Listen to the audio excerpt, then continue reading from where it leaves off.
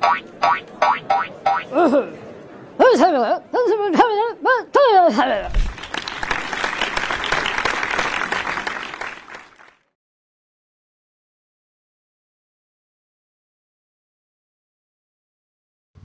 this is Democracy Week, so it's for you to be talking, not for us as speakers up here talking. But there are some rules of engagement for you. Please, no speeches from the floor. There's more than 30 of you. We've got 32 minutes left, so 45 seconds each is all you're going to get. Make points or comments. It's not about questions and answers to the panel. So if you want to make comments or make your own suggestions, then please do that. What we're trying to do is to actually have a conversation. Please indicate if you want to speak. Terry. Yeah, whatever challenges come up as a result of the CSR on Wednesday, and how it affects the voluntary community sector, so on and so forth, can we have some assurances that the Labour Party and the Liberal Democrats and as well as the coalition will work together as far as they can to help this country come out of the economic situation it's in, to help them to work together to bring the big society into effect in practice, you know, and with our sector playing a full part, and all sides will work together to achieve that. This morning, friend, what's the big society all about? And as an example, I used him actually. He's a very laid-back person. I said, imagine you're the government and you're just saying, actually, I can't be bothered, you sort it out and you deal with it, as an observation. Jenny? Yeah, really stimulating inputs there. What I've been left thinking is, if the government's abdicating some of the responsibility, we know there's less money, but is there a fairer way of sharing that money around if we're going to have a successful big society with the bottom-up approach? So you can't just abdicate responsibility without actually sharing more equally the money that goes with that power. Obviously frightened you all by saying you've got a few minutes. Have you? Will the big society actually work in lines of actually at the Tory party conference when David Cameron mentioned it in his big speech? No claps, no applause. Yeah. Everyone seemed completely turned off. They're actually sitting as delegates at their conference. I think localism is really important within this particular debate, and I wonder if the Labour Party needs to recognise the fact that it had centralising tendencies that actually were quite negative to their own supporters. And I think before they can become effective opposition, they have to actually face that. The big issue here is that we are about to see some savage cuts. Savage cuts that go far beyond anything that's actually done, but the two coalition partners have signed up to them. Far beyond anything that Labour was proposing or that is necessary because of our international standing or anything of that guff. It really is not necessary. They are choosing, for ideological reasons, to make savage cuts in public services.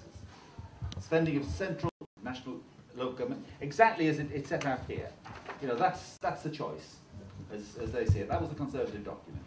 And they do see it as a choice between public services or do it yourself. And that, I believe, is inevitably going to make a devastating impact on some of the most vulnerable here in Leicester and elsewhere in the country.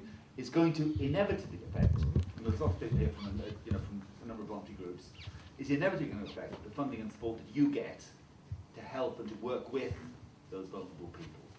And that's not about actually promoting civil society. It's not about promoting a big society. It's about covering with a bare fig leaf the truth of what it is they're about. Graham, I know you can't speak for the coalition government, but do you have any comments about centralisation and also about that support for big society? Yeah, and I think that's a very good point that you made about trying to get cross-party consensus, and I'd certainly like to see that, because I think, I mean, you've already heard this morning and this afternoon that there is some common ground there in terms of what the issue is, and I actually do respect Peter's particular position because he does come from a local government background, so he understands it a lot better than most of his Labour colleagues, and he, unlike his leader, he's actually had a real job before he actually went into Parliament.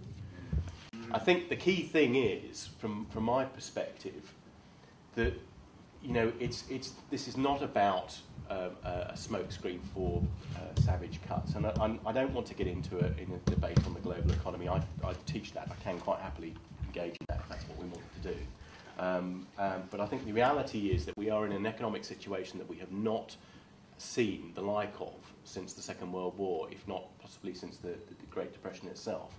And the fact is that, you know, in terms of interest rates that we have to pay on our national debt, it's absolutely staggering. And from a business perspective, you know, when I'm teaching my students about business planning, the one thing you tell them is you don't get into debt straight away, because otherwise the business is never going to work. You have to have a business plan that will actually deal with that. And I think that was the key issue, if you like, why the Labour government actually came unstuck, because they didn't have a business plan for dealing with the national debt. In terms of the big society, and again, I'm not a big fan of this actual term itself. That's why I wanted to pose the questions about how we might actually look at it from a different perspective. I think the key issue, as the gentleman said at the front, is how the different parties can work together to try and implement a way of working in these areas that fits community engagement, community organisers, and actually gets more people involved. Because the one problem with centralisation, and I'll make this my final remark, is it disenfranchises people. It puts people off. If you see that you have an overpowering government trying to control everything, that's what people perceive as being interfering in their lives. It's not the local government they particularly worry about, it's the central government. If you are a supporter of big society. Oh, yes. Okay, so now how many of you are a bit sceptical about where we are at the moment with it? So maybe you should ask a question. Who understands it fully? David Cameron. Does he? Okay. I'll quote him for that. More comments? Does he? Yes, please. I work for a resident-led organisation in Braintree. We're the accountable body for the Regional Empowerment Partnership in this area. Earlier on this year, we had an award scheme that celebrated community organisations working in partnership with local authorities, public bodies, and the one thing that they said that was key, regardless of whether there was money there, was having a person within that organisation to support them. And we fear with a lot of the cuts that that key person is going to go. We had people, an over 50s forum that have they wrote their local authorities' older person strategy. Hucknall, their tourism group is run by volunteers. Hucknall doesn't have a tourism person at all. That's one example where the local authorities are cutting and expecting someone else to take it apart.